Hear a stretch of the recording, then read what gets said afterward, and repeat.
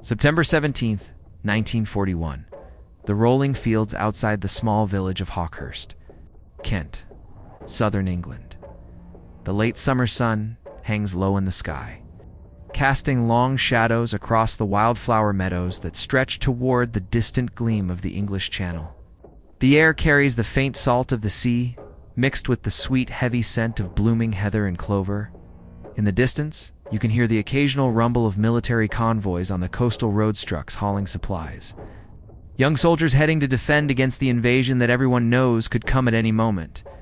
Britain stands alone, battered but defiant. 1 year into the Blitz, still echoing in people's minds. But here, in this quiet corner of the home front, life moves to a different rhythm. The gentle, constant hum of thousands of honeybees fills the air like a living symphony. 62-year-old Ernest Thorpe walks slowly along the worn dirt path toward his apiary. A cluster of a dozen white wooden hives neatly arranged at the edge of his 3-acre plot. Ernest is a slight man, weathered by decades tending these fields, or now from his days as a postman, but never retired from his bees. His wife, Edith, passed 2 years ago, and the hives had become his companions, his purpose. He knows each colony's personality. The gentle one in Hive 4, the feisty swarm in Hive 7 that always greets him with a bolder buzz. Today, he's wearing his usual gray veiled hat, faded canvas jacket, and leather gloves worn soft from years of use. In one hand, he carries a smoker, a battered metal can with bellows. It's filled with smoldering pine needles to calm the bees with its cool smoke. In the other, a hive tool for prying frames apart. As he approaches, something feels off immediately. The hum is wrong. It's not the contented, steady drone of a healthy colony at work. It's sharper, agitated, a frantic, angry roar rising from several hives at once. Bees pour out in thick clouds, swirling in defensive patterns. Bumping aggressively against his veil even before he's close, Ernest stops 10 yards away, frowning beneath the netting. "Easy now, girls," he murmurs, his voice calm and low, the way he's spoken to them for 30 years. He pumps the bellows gently, sending puffs of white smoke toward the entrances. Normally, that settles them. Today, it barely makes a difference. He edges closer, careful not to provoke a full swarm. Hive 3 is the worst bees, boiling out like a storm cloud. Fanning their wings at the entrance in that telltale alarm posture, he kneels, peering at the ground, their trampled grass around the back of the hives, where the meadow meets a narrow footpath through the hedgerow. Footprints, not his. The soil is soft from last night's rain, and the impressions are clear, booted feet heavier than his own, heading from the direction of the old smuggler's trail that winds down toward the marshes and the unseen coast. Ernest's heart quickens. He's seen disturbances before: foxes, badgers, even curious village children, but this is the 3rd time in 2 weeks. Always the same pattern: hives quiet in the morning when he checks them at dawn, but by late afternoon or evening, several colonies roused into fury. And always these tracks, faint but deliberate, avoiding the main path he uses. He straightens up, watching as a cluster of guards buzz furiously around an invisible threat. Bees don't agitate like this without reason.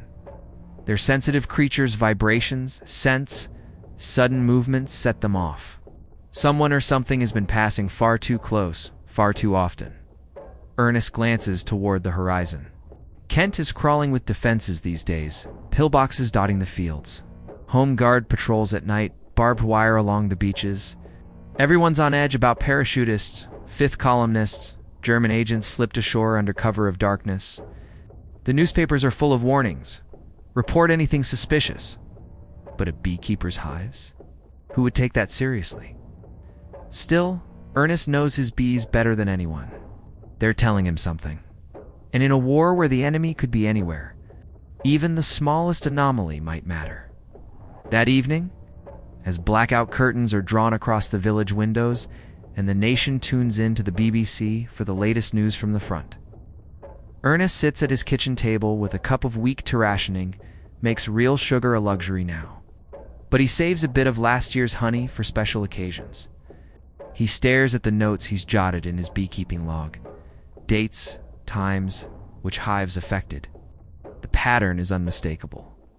Tomorrow, he'll go to the local constable, perhaps even the military authorities if needed. Little does Ernest Thorpe know that his simple observation, the angry protest of his bees, is about to unravel one of the war's most carefully hidden secrets.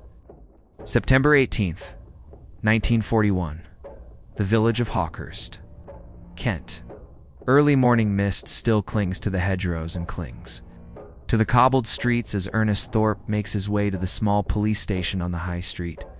The air is crisp, carrying the faint smell of coal smoke from cottage chimneys. Blackout regulations mean no bright lights, but the village is stirring. A few Home Guard volunteers in ill-fitting uniforms nod to Ernest as they pass, rifles slung over shoulders, heading out for dawn patrol. The war feels close here. Air raid shelters dug into gardens, Anderson shelters half buried in backyards, and the ever-present drone of RAF trainers overhead. Ernest clutches his beekeeping logbook under one arm, his flat cap pulled low. He hasn't slept well. The agitated buzz of his hives echoed in his dreams, mingling with half-remembered wireless broadcasts about fifth columnists and invisible enemies among us. The police station is a modest brick building, once the old market hall. Inside, the duty desk is manned by Sergeant Harold Wilkins, a burly man in his 50s with a mustache like a broom bristles and sleeves rolled up despite the chill. He's brewing tea on a small spirit stove rationed leaves, weak as dishwater, but it's something. "Morning, Mr. Thorpe," Wilkins says, looking up from his paperwork. "What brings you in so early? Not trouble with poachers again, I hope." Ernest removes his cap, placing it on the counter alongside his logbook. "No poachers this time, Sergeant. Something queerer. It's my bees." Wilkins raises an eyebrow, pouring a cup. "Bees? Want some tea?" Ernest shakes his head. "They're being disturbed, regular as clockwork. 3 times now in the past fortnight, always afternoons or early evenings.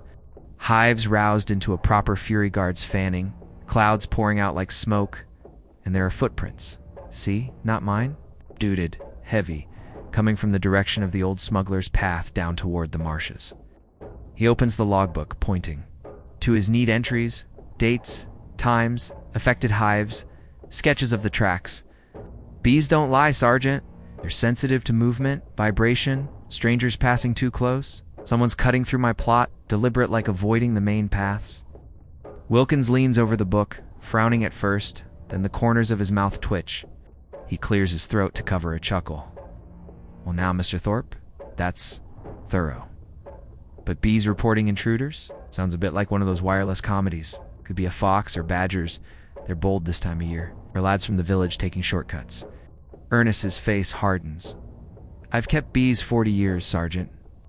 I know a fox track from a man's boot. And badgers don't come that regular. Same times, same path. With the war on. Well, we're told to report anything odd." The sergeant sobers at that. "The posters are everywhere. Careless talk costs lives. Report suspicious activity." He can't dismiss it outright. "Fair enough, Mr. Thorpe. I'll make a note and pass it up to the county constabulary." Ow. They've got liaisons with the military these days. If there's anything to it, they'll look into it. Ernest nods, though disappointment shows in his eyes. He thanks the sergeant and steps back into the street, the doorbell jingling behind him. By midday, the report has climbed the chain. A typed summary lands on the desk of Captain Reginald Hargrove, a regional intelligence officer with the Royal Army's Field Security Police, stationed in nearby Tunbridge Wells. Hargrove, a no-nonsense veteran of the Great War with a limp from the Somme, is briefing his superiors via telephone on routine matters suspected black marketeers. Odd lights on the coast. Then the constable's report comes up. Civilian beekeeper. The liaison reads aloud in the operations room, where maps of Kent cover the walls, pinned with flags marking defenses and suspected landing sites. Claims his honeybees are being disturbed by possible intruders on a hidden path near his apiary in Hawkhurst. Suggests it might be enemy activity. The room filled with half a dozen officers in uniform, cigarette smoke curling in the air erupts in laughter. "Bees," barks Major Alistair Forbes, the senior commander slapping the table. Bloody hell, what's next? Carrier pigeons filing complaints, or hedgehogs spotting periscopes. Another lieutenant chimes in, grinning. Perhaps we should issue the hives with binoculars and enlist them in the home guard. Hargrove allows a thin smile but rubs his chin thoughtfully. The laughter dies down, but the mockery lingers. Gentlemen, he says finally, it's absurd on the face of it. But Kent's crawling with potential risks against could be slipped ashore anywhere along that coast. And this Thorpe fellow seems earnest. No harm in sending a man to have a quiet look, is there? Stake out the area for a day or two. Forbes waves it off. Waste of resources, Reginald? We've got real leads, wireless signals intercepted, that suspicious Dutchman in Rye. But if it keeps the civilians happy... Fine. Send a sergeant. Tell him to bring a jar of honey back if he finds anything. Unbeknownst to them, miles away, under the same gray September sky, a shadowed figure moves cautiously through the countryside. He is Carl Richter, a 28-year-old Abwehr-trained agent, parachuted into the Cambridgeshire Fens just weeks earlier, but now operating in the southeast on courier duties. Dressed as a farm laborer, rough tweed jacket, corduroy trousers, a rucksack with forged papers identifying him as a traveling worker from Devon, he sticks to back paths and hedgerows. This afternoon, he approaches the Thorpe apiary from the rear, emerging from the dense gorse near the marshes. The path is perfect, overgrown, rarely used, leading inland to a dead drop point where he collects instructions or leaves reports for another contact. As he brushes past the hives close, too close to avoid open fields where he might be spotted, the colonies erupt again. Bees surge out, buzzing furiously around his head. He swats instinctively, cursing under his breath in German. Quickening his pace, he has no idea that the tiny sentinels he's disturbed are, for the first time, drawing unwelcome attention to his carefully chosen route. Back in Hawkhurst, as Ernest tends his stilitated hives that evening, puffing calming smoke, a plainclothes sergeant from field security begins a discreet watch from the tree line. The bees have sounded the alarm. Now, it's up to men to listen. September 21st, 1941. Late afternoon, the meadows near Hawkhurst. Kent, a thin drizzle mists the air, turning the hedgerows dark and slick, muting the colors of the fading summer wildflowers. Sergeant Thomas Riley crouches low in the dense gorse. At the edge of Ernest Thorpe's plot, his khaki greatcoat blending with the damp foliage. He's been here since dawn, plainclothes, as ordered. But with his Webley revolver tucked under his jacket and a pair of field binoculars borrowed from the home guard. At D5, Riley is a veteran of Dunkirk, evacuated with little more than his life and a lingering distrust of anything that moves suspiciously in the British countryside. Captain Hargrove's instructions were clear. Observe for a couple of days, note any odd comings and goings, then report back. No heroics. The apiary lies quiet now, the hives silent under the gray sky. Ernest Thorpe had tended them earlier. Riley watched from afar as the old man puffed smoke and inspected frames, murmuring to his charges. The beekeeper had glanced toward the tree line once or twice, as if sensing the watcher, but said nothing and returned to his cottage. Riley's legs ache from the stillness, but he doesn't move. He's seen nothing yet but rabbits and a pair of pheasants. The laughter back at headquarters still rings in his ears. Bees as informants, but out here.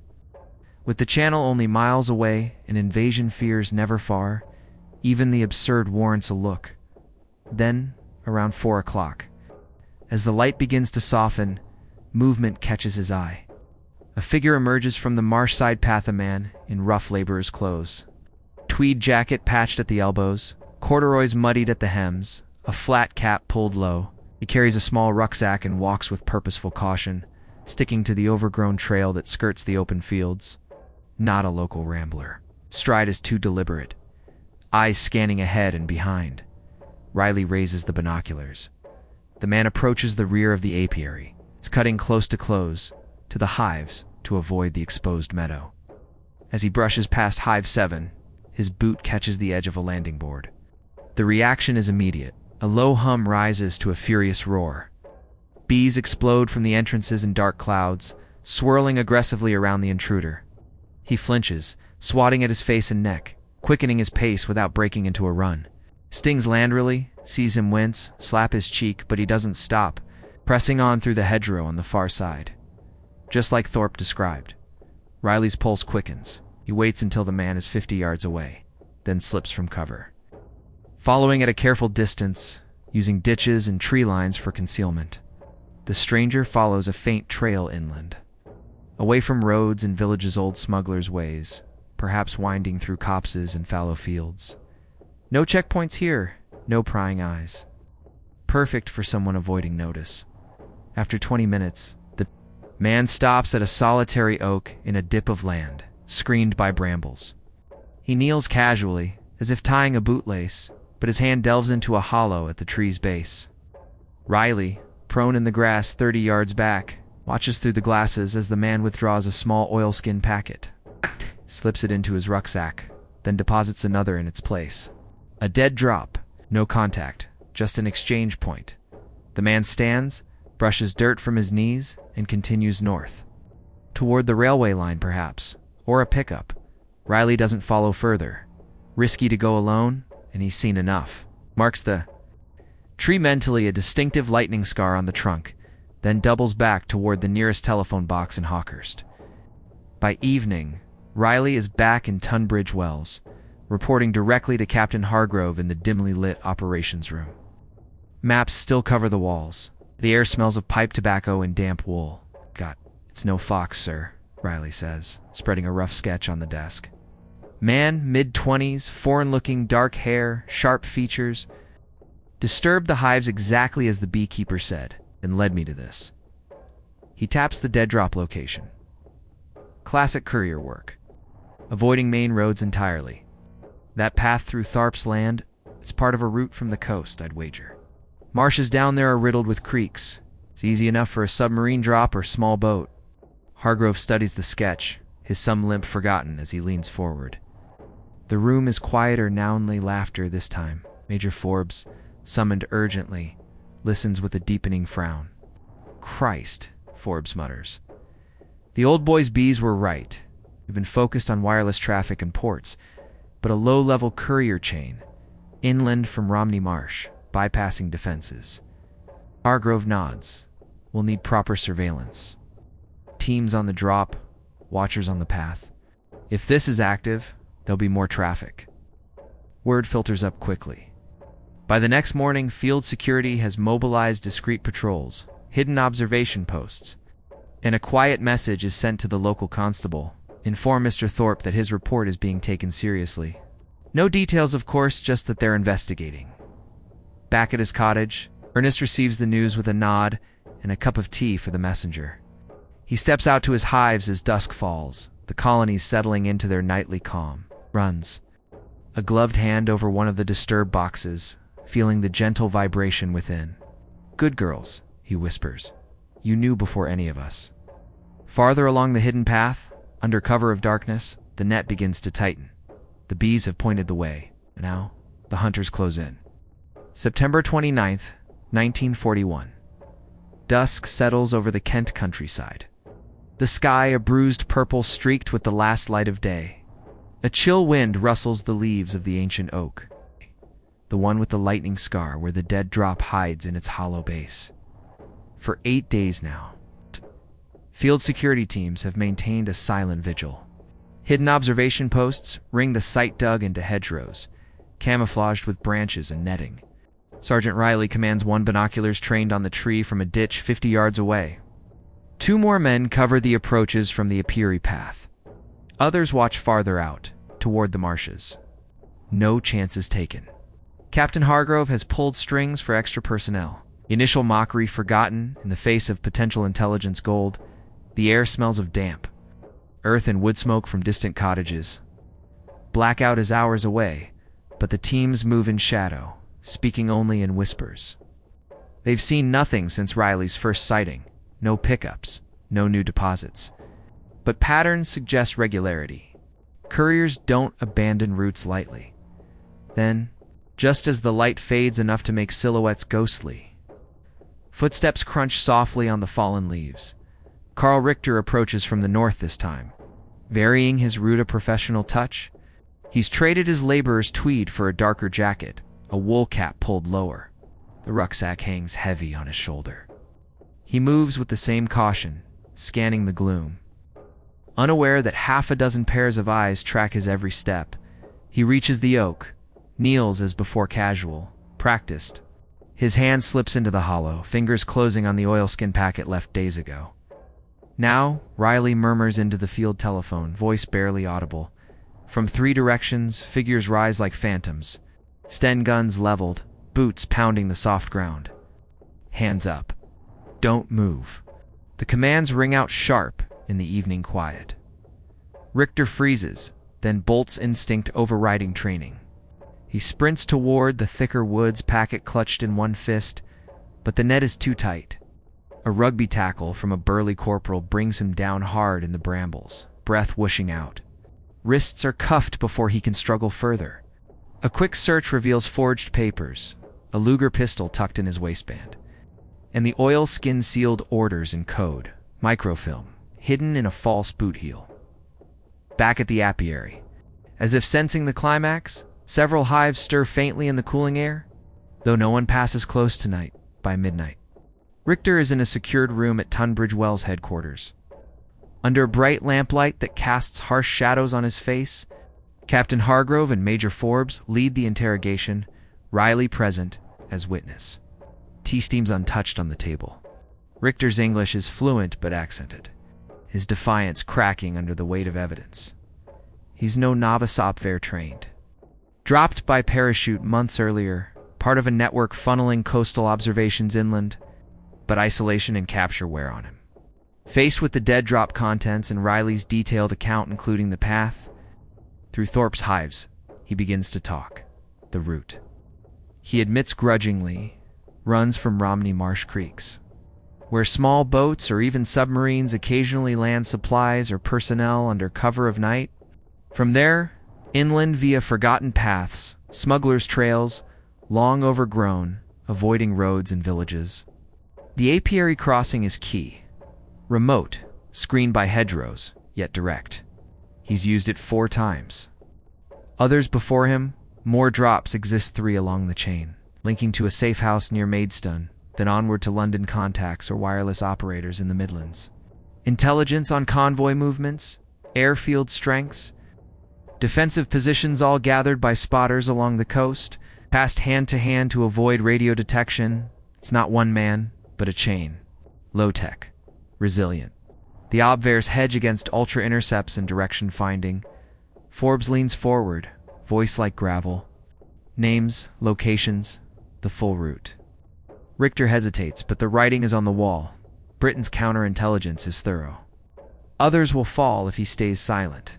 Piece by piece, under pressure of time and implication, he gives it up.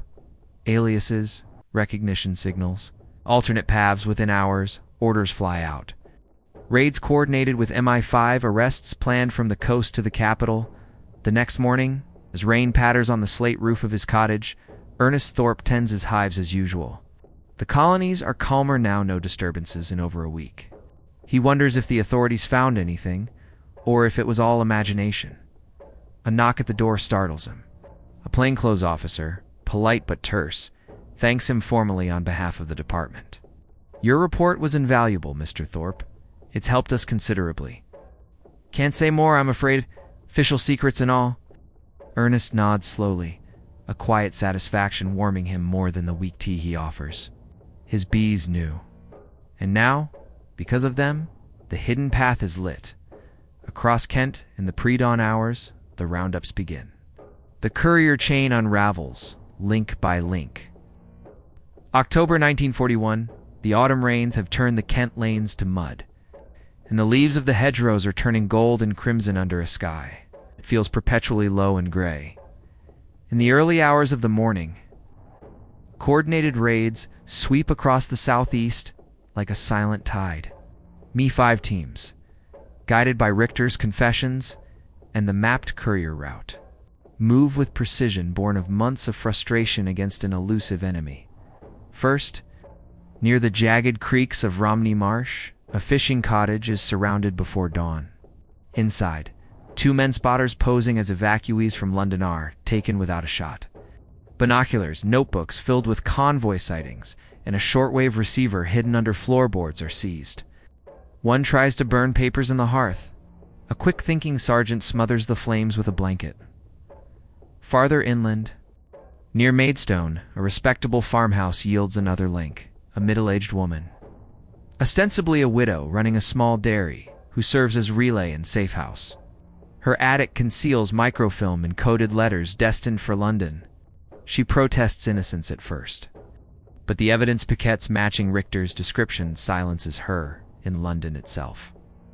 In a quiet suburb of Wimbledon, the final major arrest unfolds. A clerk in a government ministry naturalized years earlier is lifted from his bed. His role? Pass the compiled intelligence to a neutral embassy contact. Forged ration books, cipher pads, and a substantial sum in pound notes are found behind a false panel in his wardrobe. By the end of the week, 7 agents and 3 accomplices are in custody. The chain, modest in size but dangerous in potential, is broken. No dramatic shootouts, no blazing wireless sets destroyed in the nick of time. Just quiet, methodical work that deprives the Abwehr of eyes along one stretch of the vulnerable southern coast. Back in Tunbridge Wells, Captain Hargrove compiles the final report. The operation is classified. Of course, details buried in War Office files marked most secret. But one paragraph stands out in the summary sent upward. The initial alert originated from a civilian observation of unusual bee behavior on a rural property near Hawkhurst. This seemingly trivial report, despite initial skepticism, directly led to the identification and surveillance of the courier route. Major Forbes, reading the draft, allows himself a wry smile. No mention now of the laughter that greeted the beekeeper's complaint. Instead, a quiet note is added, recommending that such civilian reports continue to be treated with due attention. Ernest Thorpe hears none of the details. Security demands silence. But one crisp October afternoon, a staff car pulls up outside his modest cottage. Out steps Captain Hargrove himself, in uniform this time, accompanied by a junior officer, carrying a small parcel. Ernest meets them at the door, wiping honey from his hands with a rag. The hives behind him hum peacefully in the weak sunshine, calmed these past weeks, as if aware their warning has been heeded. Mr. Thorpe Hargrove begins, removing his cap. I wanted to thank you personally. Your vigilance and that of your bees has made a material difference to the war effort. We can't say more, but know that it mattered. He hands over the parcel, a tin of real coffee rare as gold under rationing, and a certificate. Discreetly worded, commending Ernest's valuable service to the nation. Ernest accepts it with a nod, cheeks coloring slightly.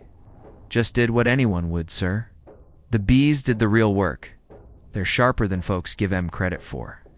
Hargrove smiles. Sharper than some of us, at any rate. The car departs, leaving Ernest standing in his doorway, watching the clouds drift over the channel. He thinks of the young men flying sorties overhead, the ships battling in the Atlantic, the cities enduring the bombs. Grand battles make the headlines, but here on the home front, victory sometimes comes in small. Strange ways, a disturbed hive, a persistent old man. A path through the meadows no longer safe for shadows. That winter, the war grinds on. The blitz has eased, but new threats loom. Rumors of invasion fade, only to be replaced by the long, grim slog. Yet in one corner of Kent, a hidden threat was quietly extinguished. Thanks to the humblest of Sentinels, Ernest Thorpe returns to his hives. Tending them through the cold months, harvesting what little honey the war allows. He never speaks publicly of his role. Loose talk costs lives, after all. But sometimes, in the evenings by the fire, he tells his neighbors vague tales of how his bees once helped the king, and they chuckle. Thinking it's an old man's fancy, the archives hold the truth, buried deep. A footnote in the vast history of the Secret War. A reminder that even in the darkest hours, smallest observations listened to could change everything. And out in the meadows, the bees carry on, guardians of their tiny kingdom. Unaware that for one brief moment, they helped guard a nation.